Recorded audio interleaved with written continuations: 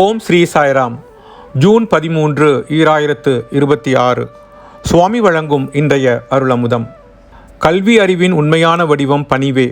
தற்பெருமையையும் அகந்தையையும் தவிர்த்து சரியான இலக்கை நாடுங்கள். இன்றைய மாணவர்கள் விஞ்ஞான அறிவை கணிசமாக பெற்றிருக்கின்றனர்.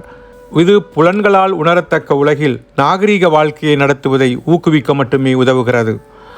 ஆனால் இன்று மாணவர்களுக்கு தேவை இதயத்தை செம்மைப்படுத்துவதுதான். இது அகத்தில் நிகழும் மாற்றத்தினால் மட்டுமே சாத்தியமாகும்.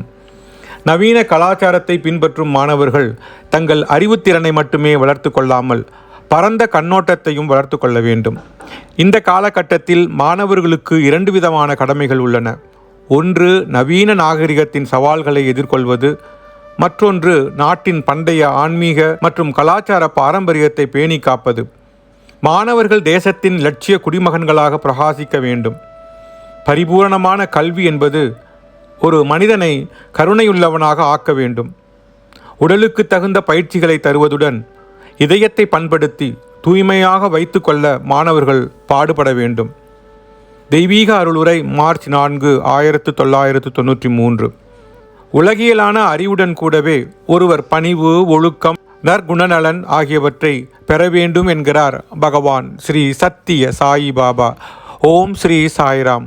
ஓம் ஸ்ரீ சாய்ராம். ஓம் ஸ்ரீ சாய்ராம்.